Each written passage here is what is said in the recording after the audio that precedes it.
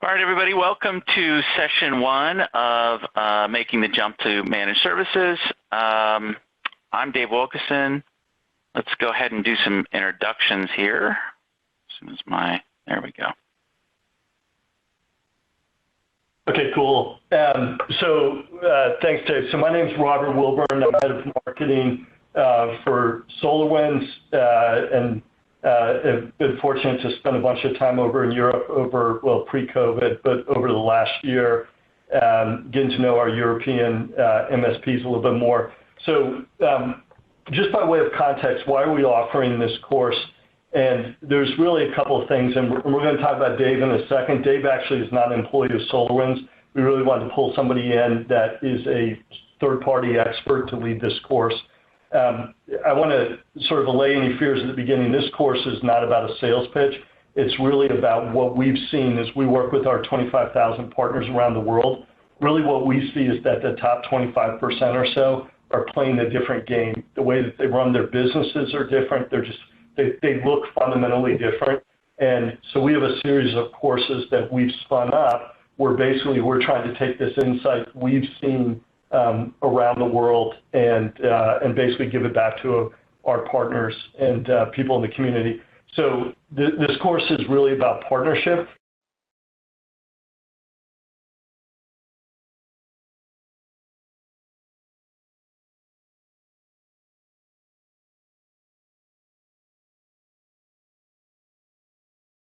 Did we lose Rob, or did we lose everybody? Or did we lose me? I can hear you, David, but I can't hear or see Robert anymore. So yeah, so we lost Rob. Yeah. Okay, so to complete his thought, he really wanted to get the point across that this is really about a partnership with between SolarWinds and its clients and so forth. So with that, I'll get on to and then as you grow, SolarWinds grows. Sorry, I'm not too good at the pitch part of this. Yeah, so my name's Dave Wilkeson. I've been doing this. I had a large VAR and a large MSP. I've been doing this. It says 25 plus, but it's now getting closer to 30 years. My last company I built from an 8-person VAR in 2005 to an 80-person MSP that I sold in 2013. And since then, I've been doing consulting work with MSPs all over the US, Canada, and in Europe as well, really focusing on operational excellence. So my practice is really around the operational challenges, financial challenges of running an MSP, and less so about the sales side of things, although I do get into a lot of that stuff. So my contact info is there. You're welcome to contact me directly if you want. And like Rob said, I am not an employee of SolarWinds, so I may not always agree with everything that they say. Sometimes they have a kind of a different philosophy on things, but we'll go through all of that as we go through. And really, this class, as Rob said, is about explaining the MSP, how to run an MSP, how to build an MSP, and how to make that switch, that very difficult switch from VAR to MSP. Some of the ground rules about this, this is not a webinar. If I just talk and talk and talk, you're all going to get bored silly. So if you've got a camera, feel free to turn that on so I can see you. Mute to cut the background noise, but we want to hear you talk. I think we've got, quantity-wise, we've got a number that will work if you just unmute and ask a question. I'm encouraging that. And having a discussion around some of these topics is important. So it's not just a webinar where I'm just spitting things at you. We are recording this session, and we're going to give you the recording. So some of the slides, if they're a little bit wordy, they're like that so that when you go back to the recording, you can kind of read that and see that information in detail. So we've got 4 weeks planned. So it's one session a week. and we will kind of go through kind of a succession of things here. As we said, there's a reason that we talk about managed services. There's a reason that I talk about it, that I've built a whole consulting practice on it. There's a reason that SolarWinds talks about it and the industry talks about it, and it's because it's really a proven, stable IT services model, much more stable than our typical kind of reactive break-fix type services or even project work as well.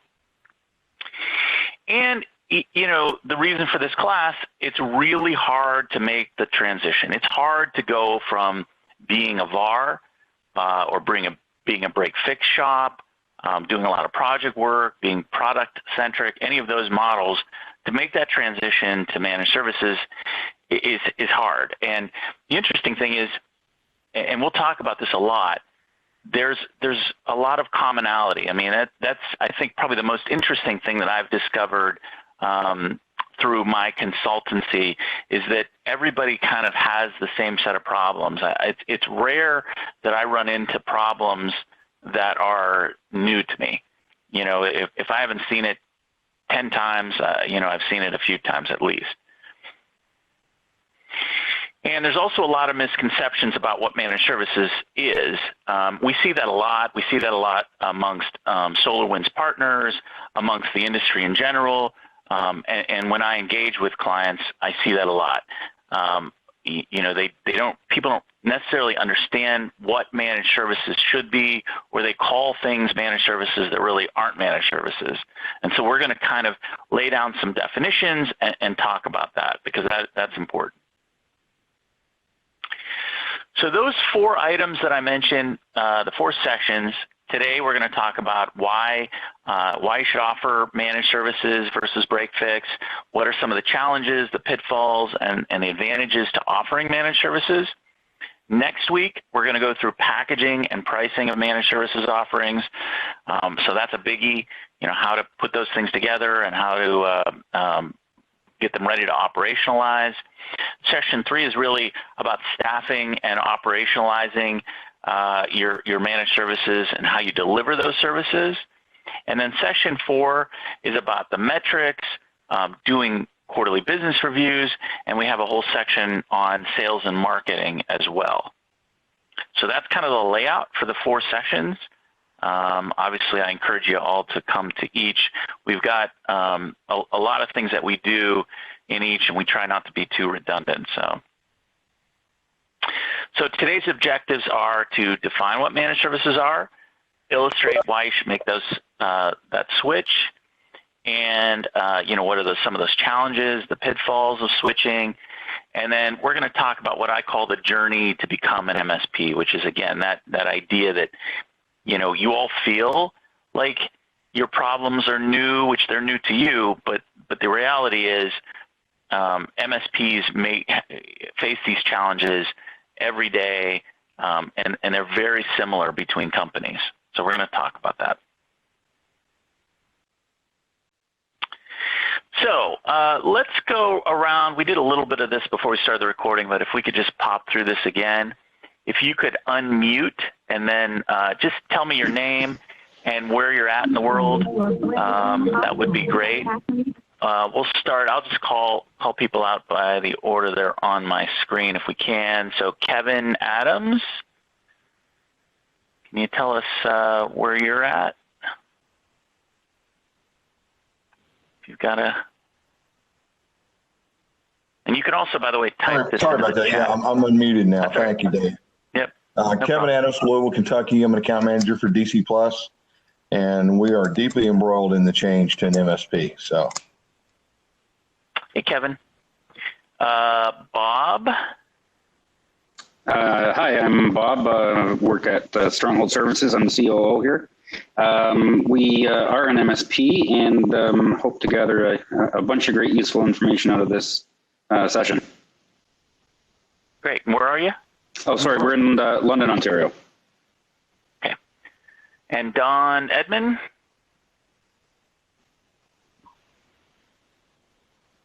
You're muted.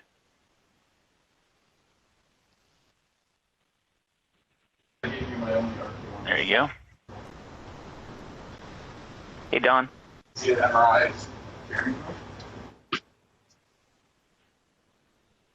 Like, if we can kind of hear you, is that what you're saying? Or am I hearing background?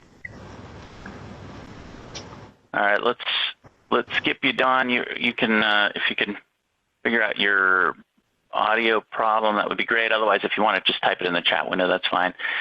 Lucio, if you want to unmute and tell us where you're from. So I'm also business partner with Bob at Stronghold Service in London, Ontario. We've been in this MSP game since 2012-ish. Fully not promoting not Breakfix kind of an idea, and yeah, that's it. Okay, great. Luis, Geraldo. There you go. Luis is actually SolarWinds internal, just here for the ride. Hi, Luis. Hey, Dave. Emerson. And that was Mark. Yeah. Hi. Mark, it's Mark Allison here. I'm CEO with Land Solutions. We're in Calgary, Alberta, and we are an MSP looking to get a little bit more information about how maybe we can improve our business and get a little leaner and meaner.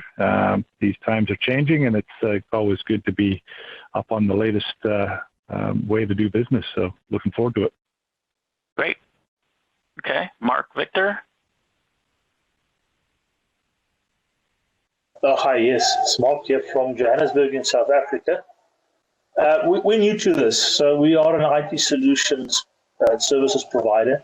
We've just recently started up with the MSP project. We haven't really gone to market yet, so this is all new stuff to us and learning from the mistakes everyone else have done already.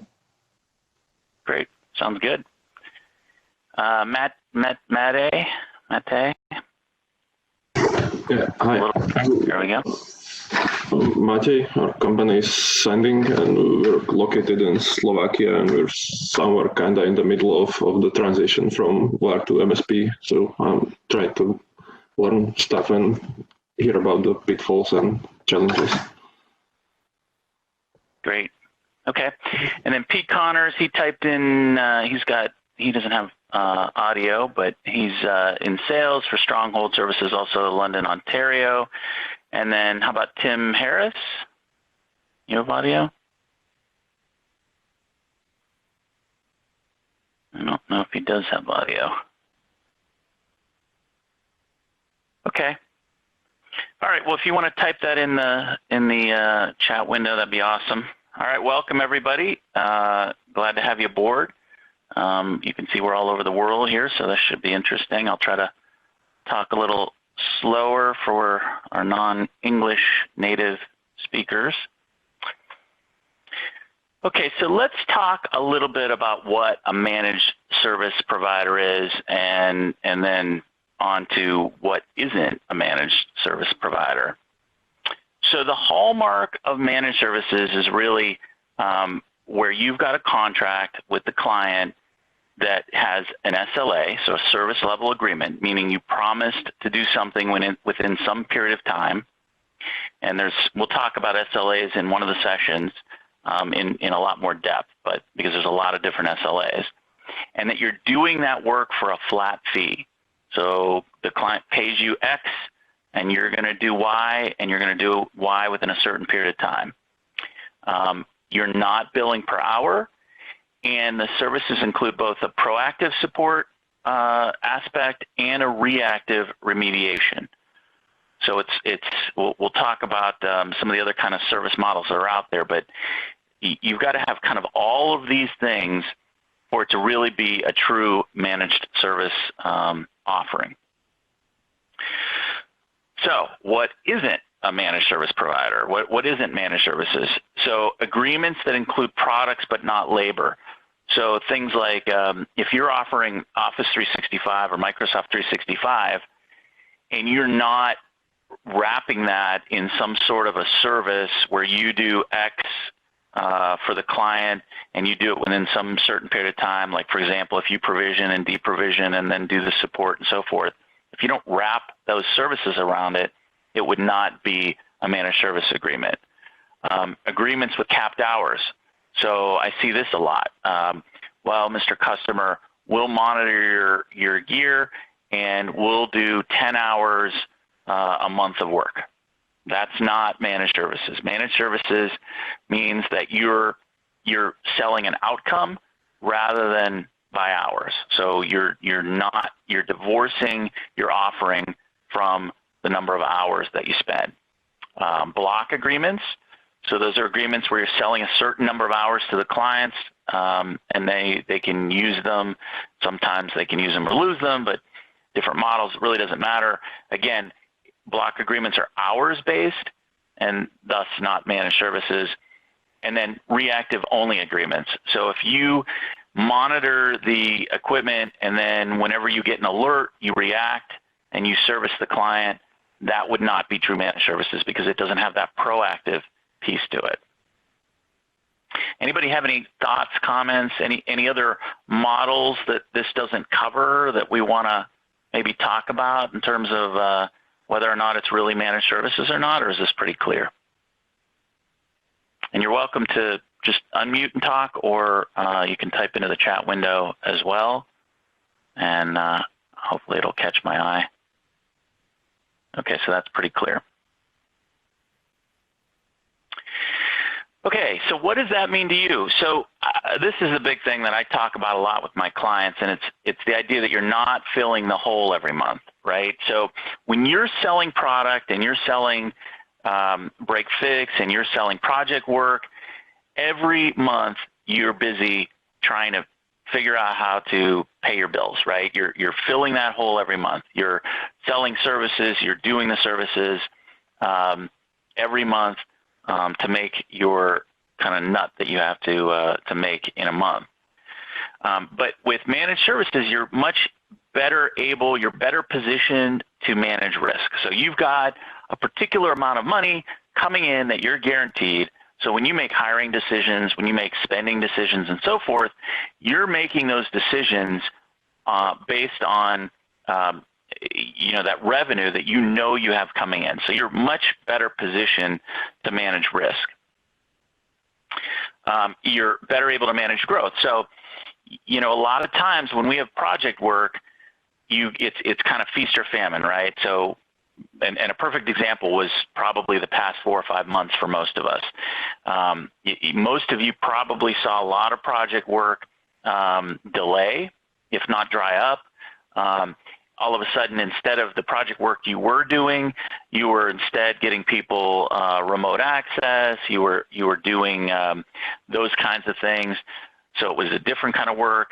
So it's really kind of a feast or famine model.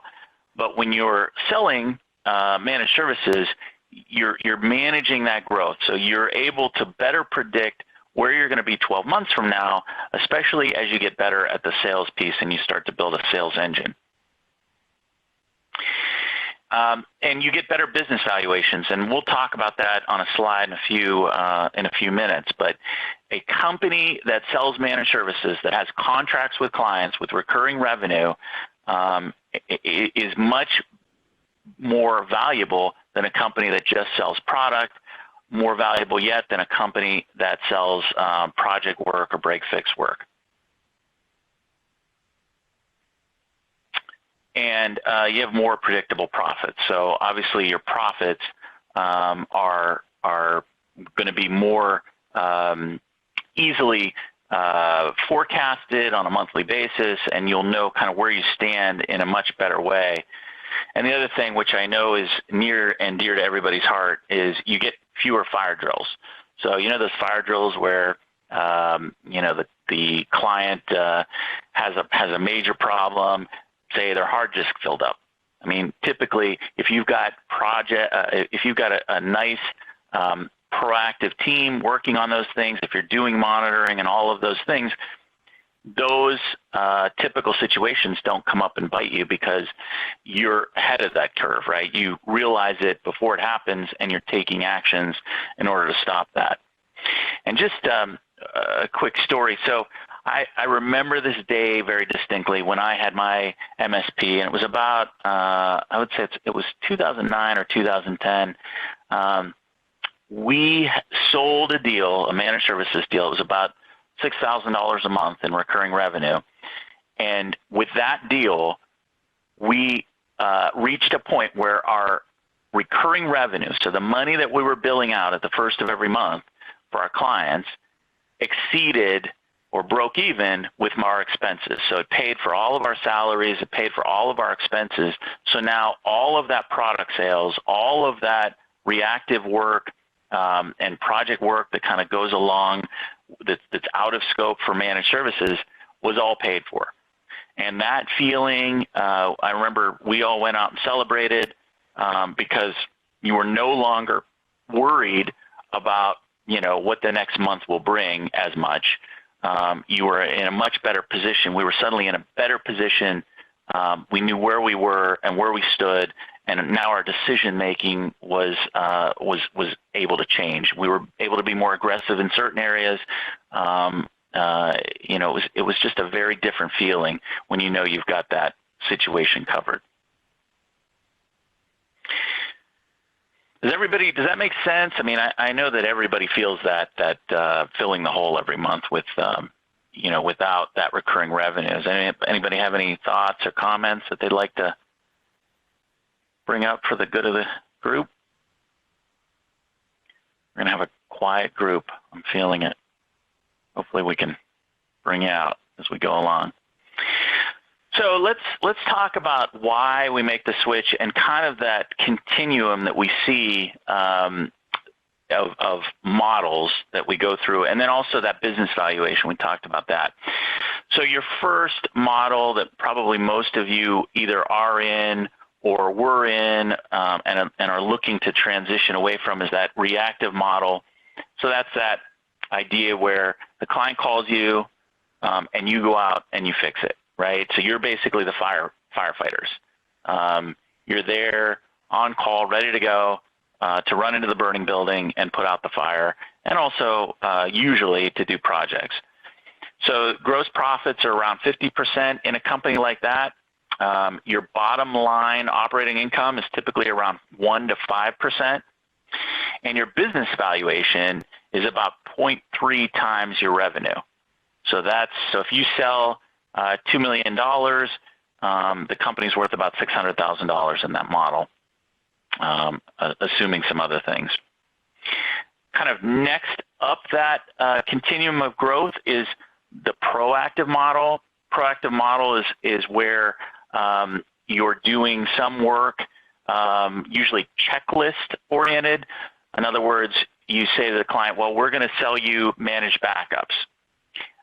And what you're doing for that really is you're making sure the backups have run every day. So it's kind of a checklist type service. So you do have some recurring revenue with that model, which is good. Your gross profits are typically 50 to 75%. Operating income is 5 to 10%. And then your business valuation goes up to around 1.5 times your revenue. Next up that continuum, and what we're talking about with this 4 sessions is true managed services, where you've looked to convert to a fixed fee model. You've automated processes. You've eliminated risk to clients by setting up monitoring and automation and security and those sorts of things. And look at the bottom what that does to your company. So your gross profits are typically greater than 75%. Your operating income is 10 to 20% to the bottom line, and your business valuation is 1.5 to 2.8 times your revenue. So as you move up through that continuum, you fundamentally change the financial positioning of your company, and you've also created value in your company. So it really is, when you look at the industry, it really is an investment worth making. Anybody have any questions about any of those numbers or any comments? Okay. So the second reason you really want to make the change is there's a ceiling to Breakfix. So a recent survey of 500 plus MSPs showed that only 22% of companies that self-identified as Breakfix, so meaning their predominant business model is hourly Breakfix work and not necessarily projects, they reported only 22% reported annual revenue above $1 million. So the reality is that the companies are not selling as much when they are in those models. So, and if you look, Breakfix being, again, that hourly model, professional services centric means that they're more project oriented, so they're doing more longer projects. But in both cases, the biggest chunk of revenue in that model is less than $500,000. And as you go up, as you get bigger there in terms of revenue, it becomes even more unlikely. But when you look at managed services, the biggest chunk's still at $500,000, but there's much larger bands in the $500,000 to $3 million, in the $3 million to $5 million, and that's really the only place you see these larger $5 million to greater than $10 million dollar companies. I mean, that's where they lie in those managed services centric business model. Any questions there? David, I've got a question. Mark Allison here. Sure. We're doing a lot of procurement, so okay. we're buying and selling hardware. Where does that lie in the model, and does it come out of the MSP model and do its own, or is this just part of that's what's doing business? Yeah, so we have in the industry, and led primarily by service leadership. If you're familiar with service leadership, a lot of these numbers come from that. Service leadership is run by Paul Dipple, and they are by far the largest worldwide benchmarking company for IT. So, and they benchmark everybody. So they benchmark managed service providers, product-centric companies. So those are like you're talking about, Mark, where you're selling a lot of product. They're benchmarking professional services centric, Breakfix centric, and app dev type companies. And so they really, their definition is one that most of the industry uses to kind of figure out what kind of model you're in. So a product sales centric model, so it's that third one over here on this particular screen, means that 60% or more of your revenue is from product sales. So I don't know, Mark, does that fit? Does that show what you guys do, or is it less than 60? No, yeah, it's going to be less than 60, but it's more like 30, 35. Okay, well that's pretty typical of any of these models. So managed service, professional services, Breakfix, you're always going to sell product. I have a slide here coming up that talks about, a good managed service client. So somebody that's good at with managed services and is a good client there is a great project work and product purchaser. So they buy a lot of project work and they buy a lot of product. But the flip is not always true. So a client that buys a lot of product from you or buys a lot of project work or break-fix work from you is not necessarily a good managed services client. But it's very typical and expected that a managed services company does a lot of project work and does a lot of product work. The goal is really to keep that at less than 50%. So that non-recurring revenue in total should be less than 50% of your revenue, and your recurring revenue should be 50% or more. So that's kind of where we're going financially in terms of that model.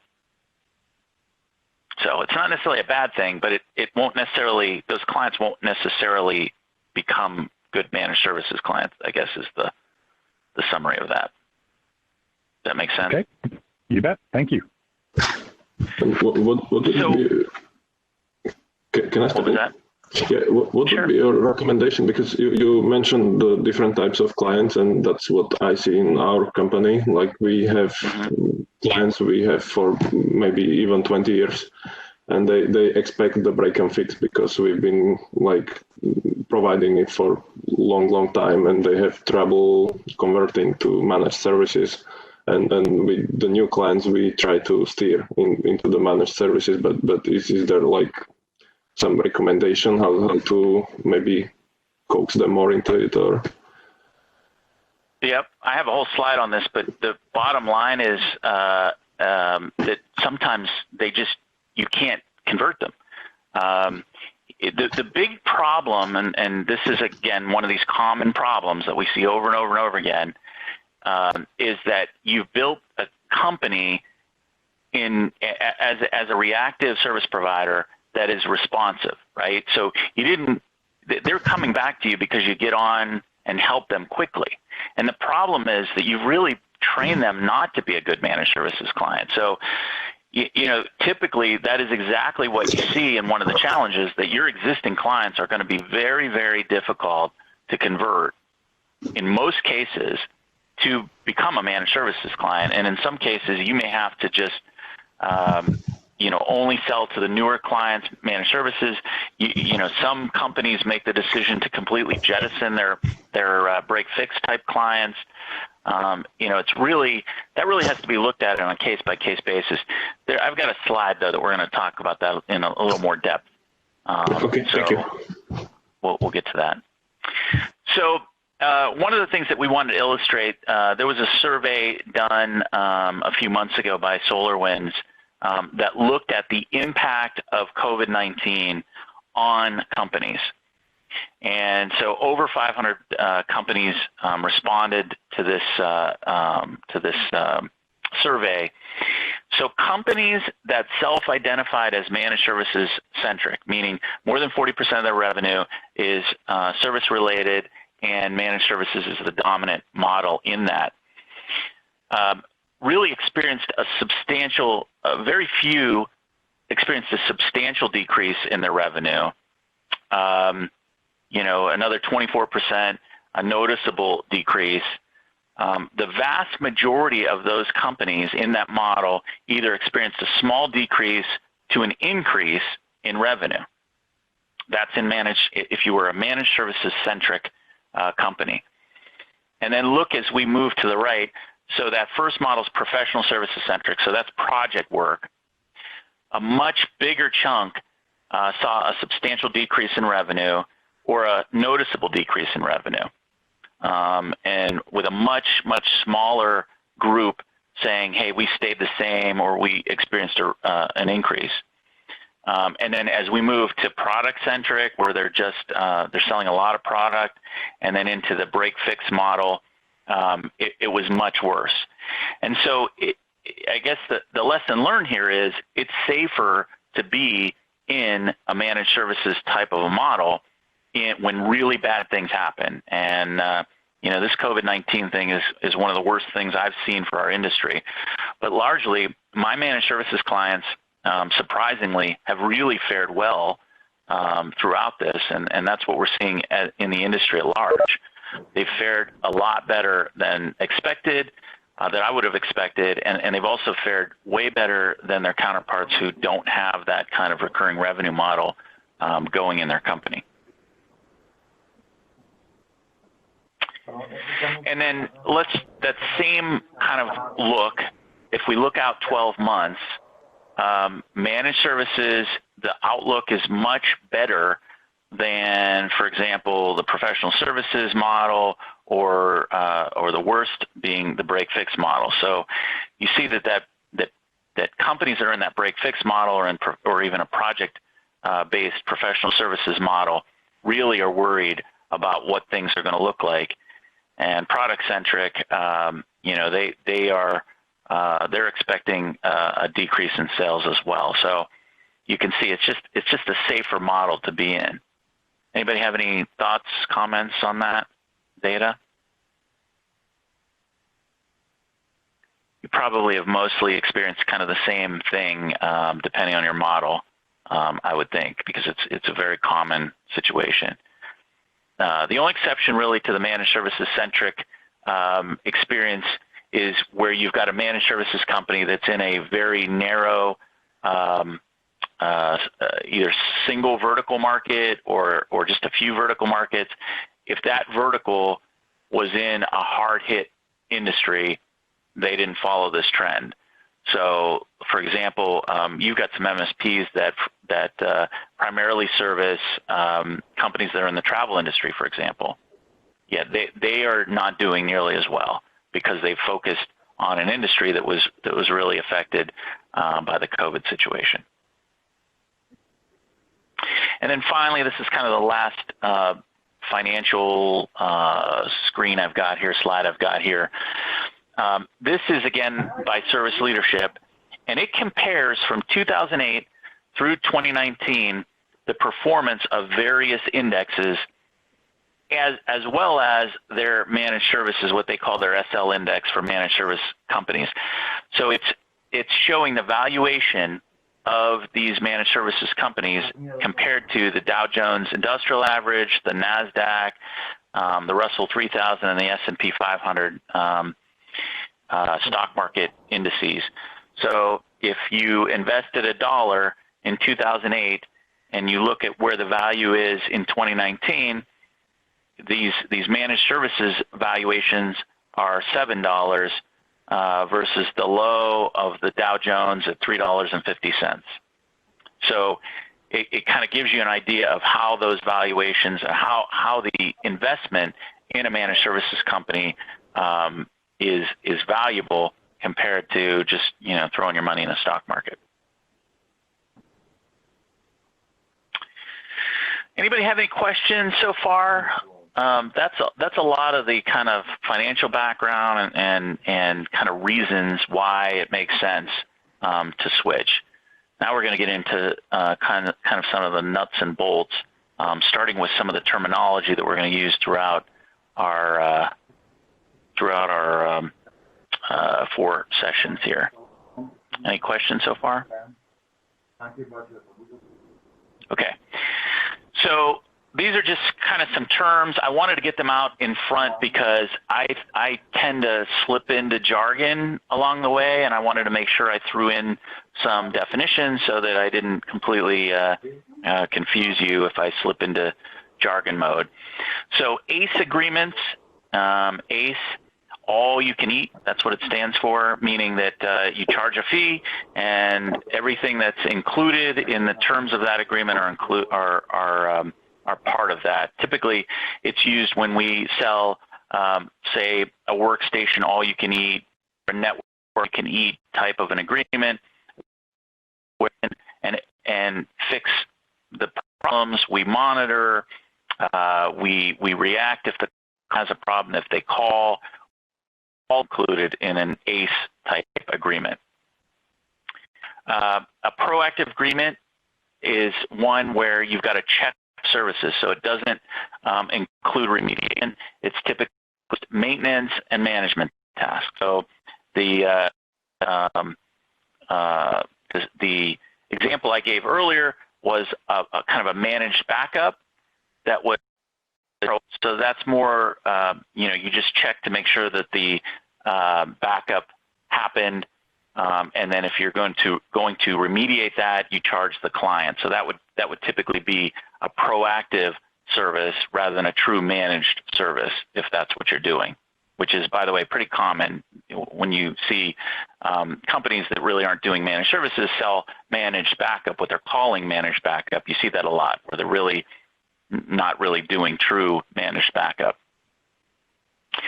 Pro services, I use this term a lot, is going to be your hourly billable services. They're either going to be time and material based or project based. Typically, we kind of differentiate within that pro services to either be project, pro services, or T&M, time and materials, or break-fix type of services. But they're the ones that you charge per hour to the client. VCIO stands for Virtual CIO. So when we include fractional CIO services in our contracts, that's what we're talking about, the VCIO, which is, we'll talk about this a lot, especially in the third session. Help desk, that's your reactive services team. So that's going to be the people that respond when an alert goes off, or the client calls with an issue, or they send an email with a problem. Your help desk team is who typically responds to that, or reactive services team. And then NOC services are your proactive services team. So typically those are the people that go in and manage the monitoring. They manage your overall backup processes. So they're the ones kind of dealing with the proactive side of your offering, the things that kind of happen in the background, sometimes at night, a lot of automation, those kinds of things. That's going to be your NOC or proactive services team. And our third session, we go over in-depth staffing and the kind of people that you need for offering your managed services. And then another term I use a lot is MSA, which stands for Master Services Agreement. So this is typically the overarching contract you have with your client. It typically doesn't define what you're selling to the client, but rather defines kind of the legalese, the terms and conditions, the crediting, if you offer an SLA with a credit, those kinds of things are typically defined in the MSA, which is that overarching agreement, and then we come in behind that with addendums that kind of define the services that we're offering. And we do that so that we can have one agreement that the client signs, and then as we offer them services and offer project work and those sorts of things, that we only have to have them sign an addendum. So we talk about an MSA, the term MSA, quite a bit. ARR, annual recurring revenue. So that's recurring revenue that is calculated on an annual or yearly basis. And MRR, which is monthly recurring revenue. So that's our revenue, our recurring revenue calculated on a monthly basis. So again, ARR is just 12 times MRR. But that ARR and MRR term you'll see a lot. So I wanted to make sure that that was clear for you. So let's talk a little bit about why service providers don't make the switch. And this is hopefully one we can get you guys to weigh in on. I think there's a lot of reasons out there, but I think if we can get you to weigh in on some of the reasons that you've run into, I think what we'll find is you'll see a lot of commonalities here. So if anybody wants to kind of unmute and offer some thoughts here on why service providers don't make the switch to managed services from a break-fix model. Can I speak?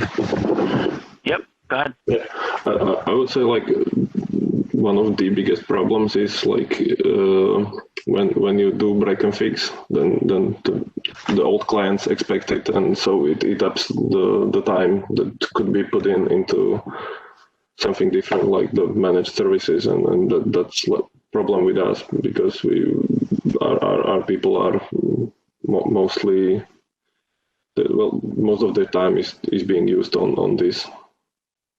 Mm-hmm. Staffing, right? Staffing's a big one. Yeah. Yep.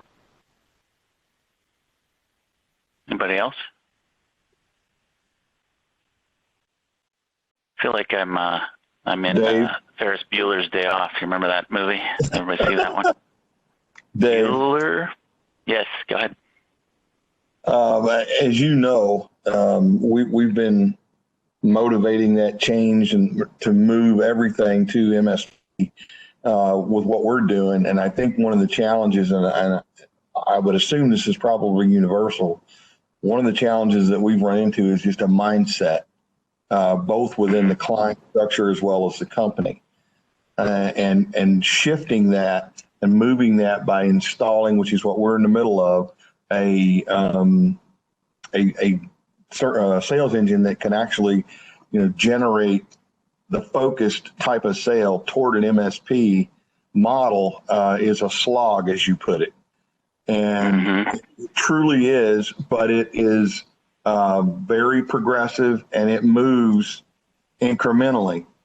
We haven't seen a spike, and I think a lot of that had to do with COVID. I think COVID has interrupted our process midstream, and it's kind of created some difficulties that we're going to be working around for probably a couple of months yet. But it is coming back around, and the conversations get easier in case anybody's interested. Yeah. So just the mindset within the company, and then also the clients, and we'll talk about that a lot. Mate brought that up earlier. That it's hard to get clients that are used to dealing with you in a certain way to kind of jump into this model. Anybody else?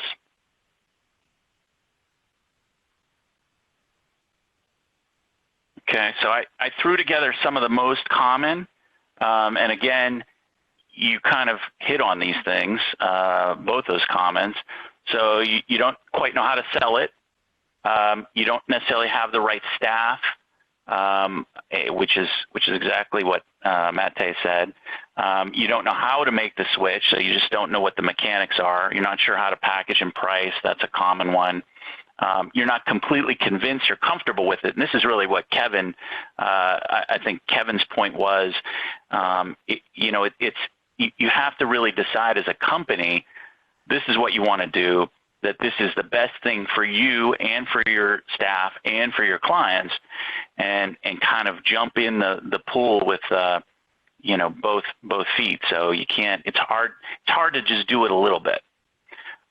Or you might lack the tools and resources. So this is kind of the theme, and I think my guess is that one of these or multiple of these is going to resonate with all of you. Tim says change is difficult. Clients are used to the break-fix model. Yep, yeah, we do. We're really good at training our clients. If we're in the break-fix model, we're good at training our clients not to switch to managed services, and we'll talk about that. So challenges for VARs and product-centric companies. So let's get into this a little bit deeper. And I threw up here, we'll ignore the politics of this, but the price of doing the same old thing is far higher than the price of change. And that's really true with this. Doing the same old break-fix or project model or product-centric model is really, in the long run, going to cost you money. And it requires you to think differently. So where we are conditioned, if we are in that break-fix model, in that project work, we're conditioned to be firefighters. We're conditioned to run into the burning building and fix it, ignoring all the other beeps and buzzes that are going on in the server room potentially to fix that one thing that's on fire. This is not how we need to think if we're going to offer managed services. We really need to think more like a traditional IT, an enterprise IT department, which is really counter to not only what we do as a company typically if we're not in that business, but it's also counter to the way a lot of our employees think. So our technicians, in some cases, shun that way of thinking. Maybe they were in an enterprise type of a company, an IT department, and they're with you now because they don't want to be doing the same thing all over and over again. They don't want to be sitting on a phone, helping somebody, with their email problem, and then the next person with their email problem, and the next person. They want to go out and do projects that are different, and so every day is different. So that there needs to be a completely different way of thinking amongst your managed services employees and management, and it's different. We have to make an investment in staff and tools, as I mentioned. I mean, it's very difficult to take who you have and just turn it into managed services. You've got to invest in some cases. You definitely have to invest in tools, but in some cases you have to invest in new staff as well, which might mean, you know, letting some of your existing staff go in order to bring on that new staff, or investing in that staff where you're not necessarily turning a profit for a period of time or whatever. And this is where Mate was going. You might need new clients. It's super hard when you have trained your clients for years that when they call, you're there. You know, if their server's down, you're dropping things and you're coming to them, and they're not paying you on a monthly basis, but they're going to pay you when they have a problem. You've trained them that there really is no advantage to buying managed services. Here's a good example. So if I had health insurance, for example, well, health insurance may not be a good example for all of you because some of you are in Canada and places that you already have it. How about auto insurance? So if I could have free auto insurance with my car, right? So I have my car, and whoever I bought it with, let's say it's a BMW. If it broke, or if I got in a car accident, or somebody hit me, and BMW would just fix it for me and quickly, why would I ever pay extra to buy insurance, right? If it's just going to happen, and I don't really get anything for that monthly investment, why am I going to pay you on a monthly basis? And that's very common, and especially when you've had clients for a long time, it's very difficult to convince them to change. So you may need new clients. You may need to go out and get new opportunities, and you may need to look at your old clients, obviously offer them managed services, and you may find that you may want to move on from them as you become more mature in this managed services area. You may have to analyze them on a case-by-case basis.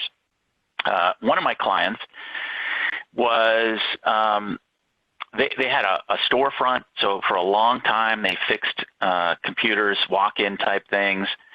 They also had managed services, and then they had what they called light services. So it was basically just monitoring, and when something went down, they called the client, asked if they wanted help, and if they did, they would charge them per hour. And they weren't all that profitable. I worked with them for quite a while and finally convinced them to get out of the business with the storefront thing, which they were fine with that because they weren't making any money there anyway. But the bigger thing was to jettison all of these light clients. So they went client by client and they said, we're no longer offering this. You have 6 months to either switch to managed services or find another company. We'll help you find another company. And what happened was their revenue went down. They furloughed a couple of their employees, which they weren't real excited about having those particular employees anyway, so it was not a big deal.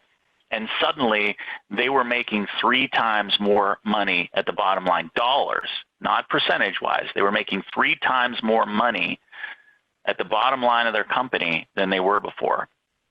And then they shifted their focus into growing that managed services, and now they have another 3 employees from where they were at their high point prior to this, and they're making significantly more money. And then kind of the icing on the cake is the company is worth more. So that continuum, or that change is difficult and painful when you've worked so hard to kind of build up those clients as you've gone. Any thoughts, comments on that? I see we lost Bob to another session or to another meeting. That's fine. Anybody else have any comments? David, Mark Allison here again. I just think that it's certainly from my perspective, it's very difficult after working very hard to get these clients to And I'm in this position where I know I've got at least a handful that I could say goodbye to and probably see my profits rise, my revenues drop. But it's the mindset that I got to change. But I appreciate what you're saying. I think I'm seeing the value in doing that and just doing the math. It makes sense. Yeah. Well, and the valuation. Think about the valuation. Oh, I know. Well, think about this. It's like you've got this basket of eggs, right? And you've only got so many eggs in that basket, and you're afraid of breaking the eggs. I mean, it's completely natural, especially when you work so hard to get all those eggs in your basket. It's a completely natural reaction, but it's reality. And if you go through, I do this a lot with my clients. I go through client by client, and we look at how much money they're making on those clients. And some of the biggest clients that they have are typically the ones that are making them no money.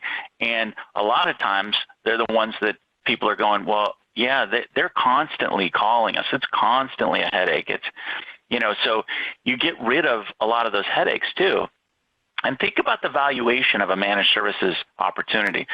So just the math of this. So if they pay you $1,000 a month, which, depending on the size, your size and the size of your clients might be kind of small, but let's say they're paying $1,000 a month. The reality of that is it's probably worth between $36,000 and $56,000 in guaranteed revenue. So that's if they don't buy any product or any project work, which is unlikely. And it's far more likely that it's worth that over the course of 3 years, $36,000. And then we mathematically, if you've built your products right, they will buy another 1 year's worth of product, 1.5 times that in product and in project work. So that $36,000 is really worth in 3 years about $44,000 in revenue to you. So I mean, and that's guaranteed. That is not, well, maybe they'll call me when their server breaks. I mean, you can put your thumb on the value of those clients. And so, it's hard to break eggs, and you're always worried about those eggs, but just think about the managed services clients are so much more valuable. Yep, that makes a lot of sense. And I think we're at a place where I just don't see our bottom line being where it should be. And I think it's time to make those tough decisions and look at our client base and say, who is, really generating revenue for us and who's doing that, taking up all our time with misery and nothing but complaints and so on. So, fire drills. Good thoughts. Yep. Fire drills, you bet. Yep. Yeah, Tim mentions the MSP I worked for switched the MSP model. They switched the majority of their clients by running campaigns around the benefits of managed services. Once the client's contract came up for renewal, they offered the client the chance to switch to the new model, and they were able to convert 80%. Yeah, if you're good, and it's tough, but 80% is a really good conversion rate, really good conversion rate. I mean, I'm typically used to seeing 30 to 60%, and it takes time too. You've got to kind of set people up for that to make those conversions work well. So popular mistakes. There's a quote there I like. Experience is just the name we give to our mistakes. And this one, selling against yourself. So, a lot of companies go out and they try to sell managed services on price. And this was probably the big thing, like in the late 2000s, during that time, kind of the time that I was really heavy into changing our VAR into MSP. The big thing was, well, you sell on price. It's cheaper to pay. You can make a model, or you can make an argument to your clients that it's cheaper to pay the managed services fee than it is to pay for the break fix. And the reality is that's really not necessarily true. It's typically more costly, and here's the reason. Most most break-fix type clients or project work type clients are only calling when something breaks. They're not very good at all the proactive stuff. Now, this changes as the companies get bigger and they have, say, staff. So they may have internal IT staff. When you get into that situation where you've got some internal IT staff, maybe they're not very good at what they do, now you can kind of make a financial model a lot of times where it's cheaper to go to managed services.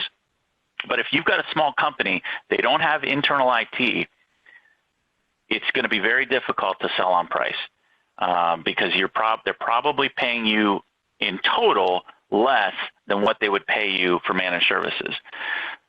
So what you're really selling is peace of mind, and maybe the owner is the IT person, so you're taking them out of that mix. Those kinds of things. We'll talk about that more in a second. Another one, and this is big, this is huge, offering predictability without a managed service agreement. And again, I can pretty much guarantee you're all doing that. Because when your client calls and they've got a down server, you're dropping things, you're calling up your best tech and you're saying, hey, XYZ company server's down, they're all down over there, can you drop what you're doing and run over there and fix their server? And so the client gets that predictability. They know that you've got their back because you're a good company. I mean, you haven't been in business for a long time by not doing that.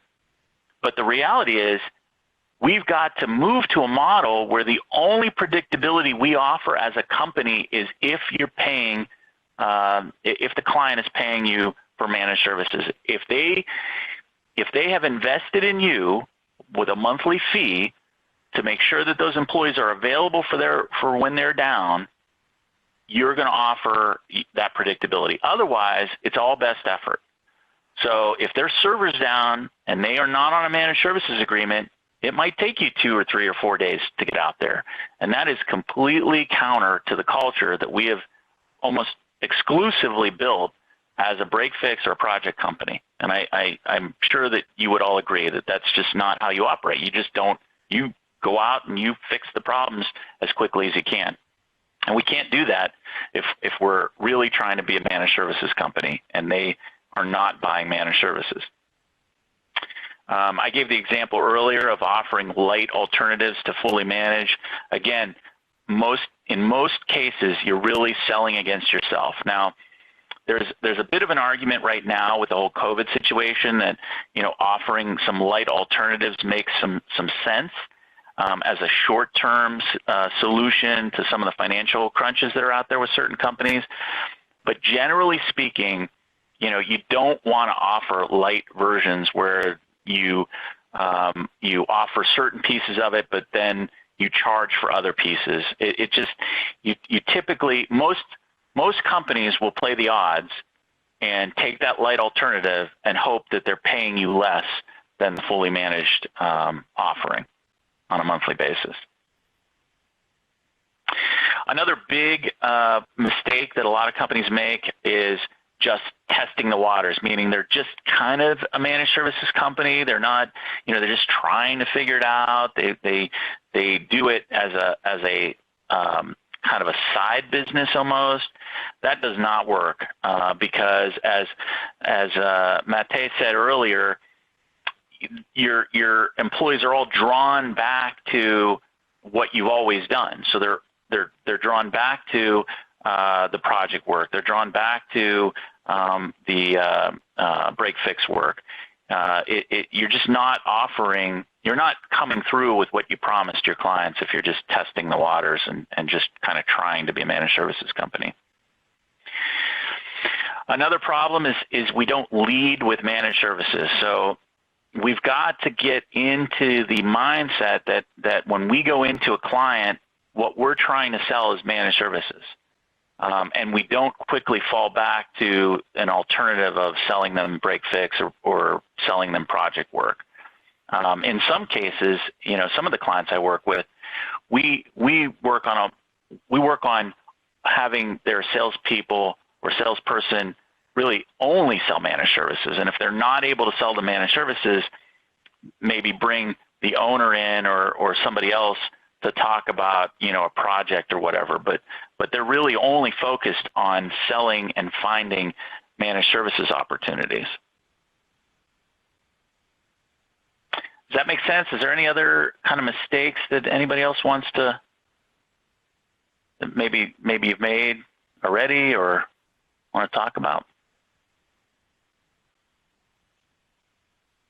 Okay. So what are we really selling? And I've mentioned this, alluded to this already in this session, and I'll talk about it a lot in the other sessions as well. But what is it that we're really selling? What is it that's different about managed services from the Breakfix?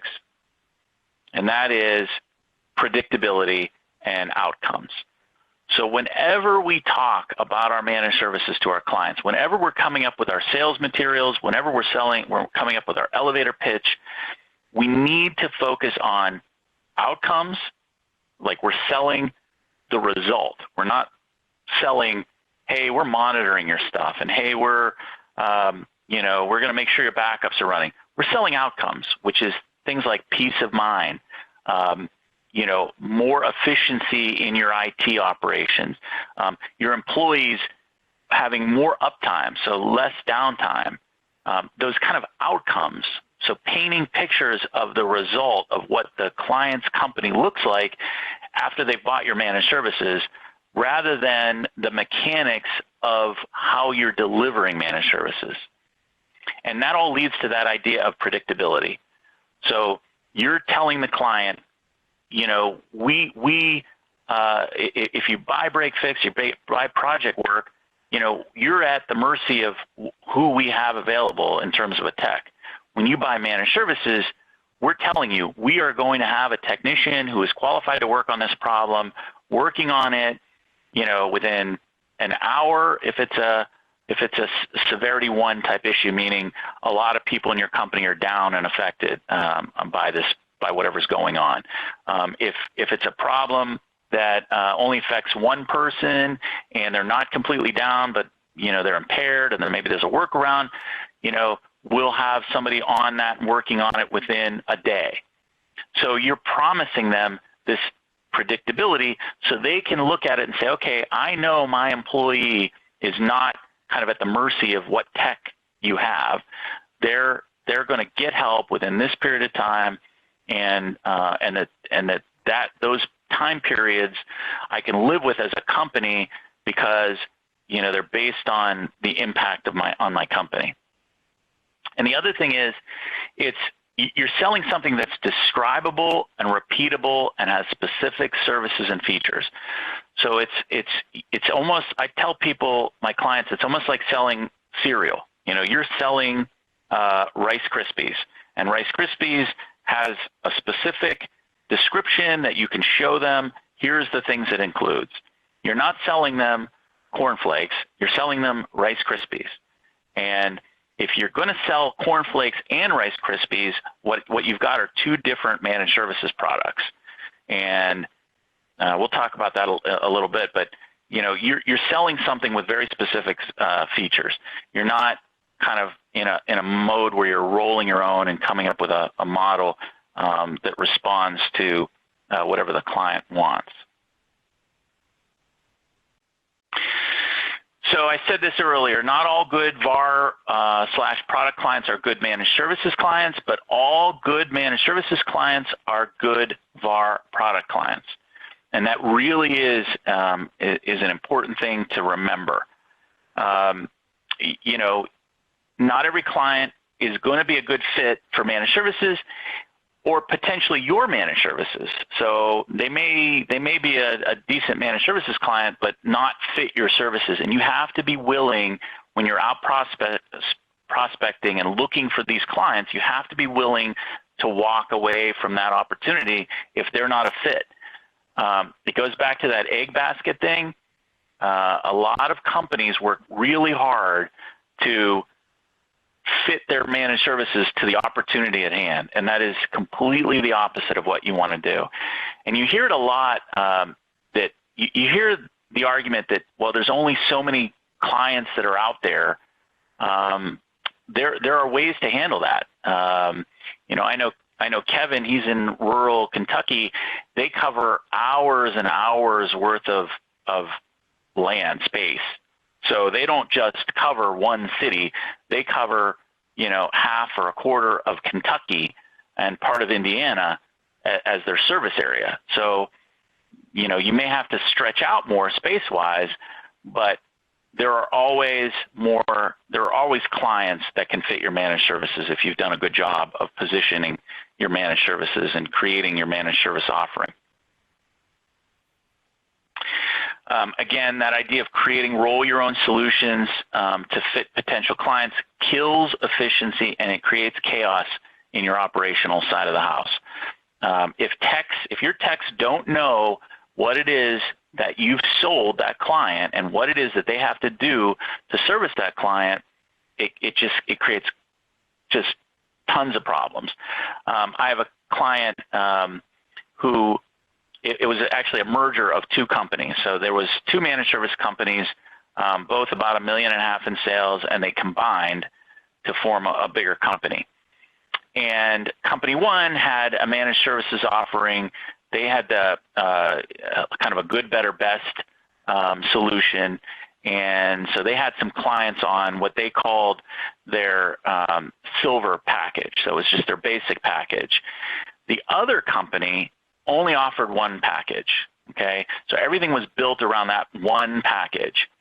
What they found was, when they combined them, it was just chaos trying to service these silver clients, and then the rest of the clients that were all kind of the same in this one model. And they finally, it caused so much trouble and cost them so much lost efficiency, they finally just gave away the full package to all their silver clients for a period of 1 year, and they, you know, worked with the clients to let them know that that package was going away and they were getting more services. They finally decided that it was better just not to charge, just to get that exact that lower amount of money and just give away the services because of all of the problems and efficiency issues that they had because of the multiple. And your sales process goal is to find leads that fit your managed service offering. So one of the things that you really need to do is look at who is the perfect client. Like what clients that you've sold managed services to really are profitable, are easy to work with, your techs understand the business and so forth. The sales process goal is to figure out how to find those people, find those companies, and go and talk to those companies. So that's, I think, different than the typical prospecting we do in product or project type work, where we're kind of more out there with a shotgun looking at maybe a certain size client, and that's all we really look at, because maybe that size client consumes a lot of virtualization project work. You know, managed services is much more, I think, honed to particular good fits, and you should be kind of looking for those companies.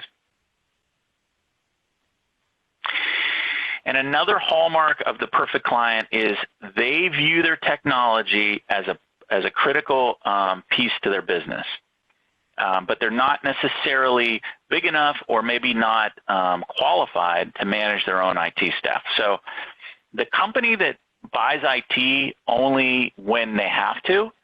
So, for example, all those companies that had Windows 7 here back in February, and they were frantically calling you saying, "Hey, you know, I understand that we got to get new PCs because, you know, Microsoft, you know, stop supporting it," and you know, those are typically not good managed services clients because they have not been investing in technology. They don't view technology as kind of a critical piece. It's kind of an afterthought to what they're doing. So they're not necessarily going to be good managed services clients. And then again, that whole IT staff thing. So the bigger the company, the more likely they are to be able to afford IT people. And then the more IT staff they have, the more likely they are to be able to afford an IT manager, somebody that knows what's going on. So again, usually the best managed services client is somebody who maybe they've got an IT person who's kind of a jack of all trades that, they hired, maybe isn't very good at what he does or she does. Maybe it's one of the employees does it as kind of their side because they're techie and they like to play video games, and so they've suddenly become the part-time IT person. Those are the kinds of companies that are typically good opportunities for managed services. But the big thing there, the big takeaway there is they've got to view technology as critical to their business. Otherwise, they're not likely to invest in managed services. Any questions, thoughts, comments on that? There was a lot there. Okay. So business models, and this was another one that I think we have come up a couple times here today. So one of the business models that's out there is managed services only, and you hear this a lot. There are certain consultants and others that kind of push this idea of really you only want to sell managed services, and you don't. If they won't buy your managed services, you don't want to offer anything else. There are some pros and some cons to that. The pro is that it simplifies your business. It makes it easier because you're only going to deal with a company if they buy your managed services. The con is you have to jettison an awful lot of existing clients to make the transition. And the other problem is I don't think you're as resilient of a company because you don't have kind of multiple business units going. So things when things happen in the economy like COVID, those kinds of things, you're not quite as resilient. But it is harder for a small company to do multiple things. Another popular business model is a vertically focused managed services company. So they're focused on only a particular industry or particular software. So you see this a lot. You see a lot of vertically focused managed services companies in the healthcare industry where they're built completely around a single healthcare software, or they're built around maybe they only deal with dentists, or they only deal with internists, or they only deal with hospitals. I ran into one recently. They only deal with country clubs. So they're worldwide, but they only support one piece of country club software and only country clubs, and they won't deal with anybody else. So the biggest challenge, well, the pro is you can have your techs really trained well and be really good at supporting that software, and you're very kind of hyper focused on what you'll support and what you won't support. The big drawback is what we saw with COVID. I mean, we saw some companies completely devastated by COVID, specifically because they were focused in an area that was decimated by COVID. So typically travel and hospitality, those vertically focused managed services companies were effectively shut down. So that is the risk when you're vertically focused, that if there's a problem in that industry, you've got kind of a major problem in your company as well. And then finally, the other model that's popular, and this is the one that I typically teach in my consultancy, is the blended model, where you've got multiple business units. So your managed services is your lead business unit. It's the one that your company is focused on primarily, but you're willing to do project work. So you're willing to do project work for a company that doesn't buy managed services. Breakfix gets kind of tough to do in that, where somebody calls you up and says, hey, I got a PC and I'll fix it, and you'll fix it for them.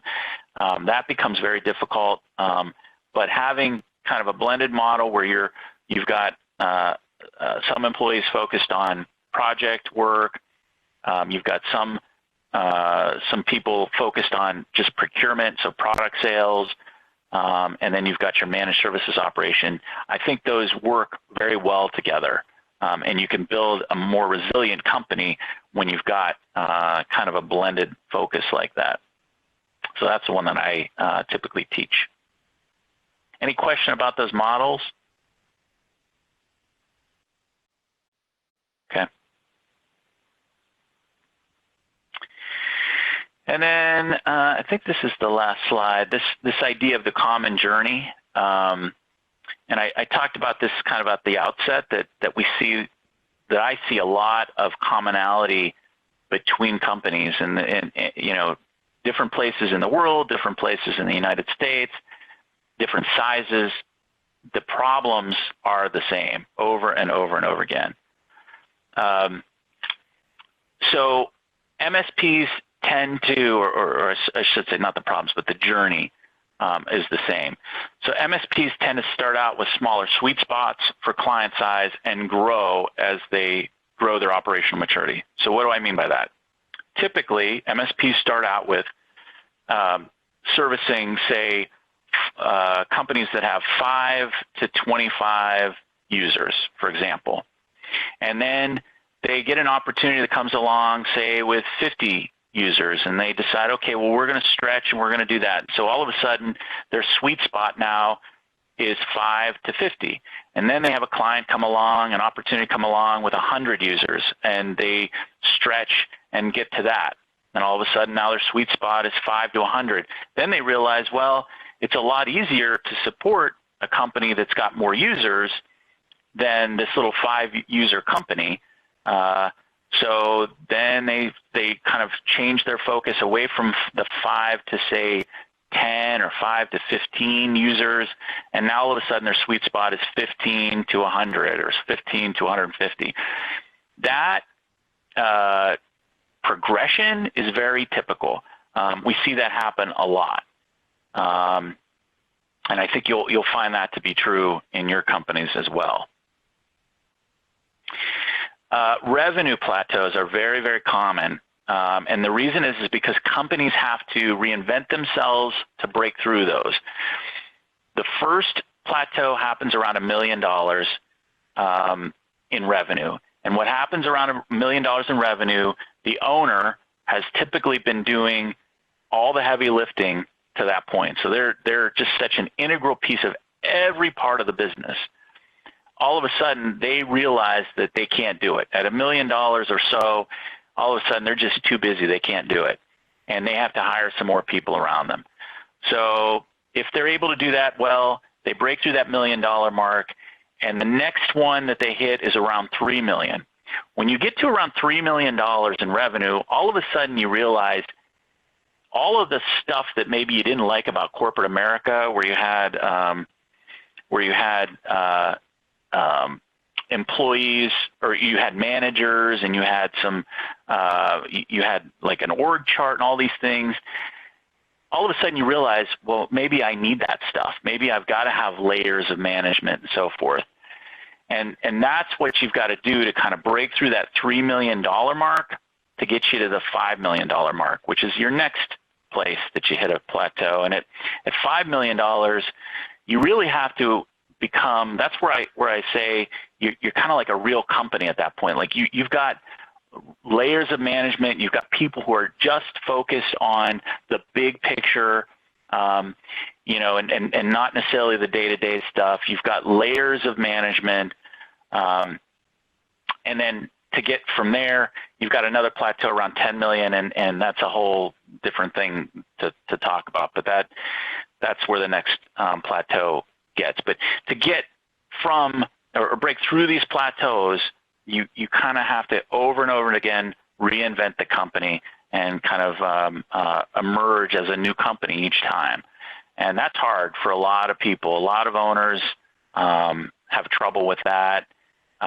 Employees have trouble with that because they maybe like the smaller company feel and so forth.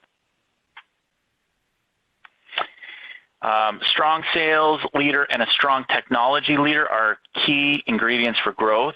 So, you know, a lot of times a company has one or the other. You know, they have a strong salesperson, sales leader. You know, the owner perhaps is a sales oriented person, or they have a strong technology leader, but they don't have both. It's important that you get both of those things along the way, because you need them both to drive growth. Otherwise, you become stagnant.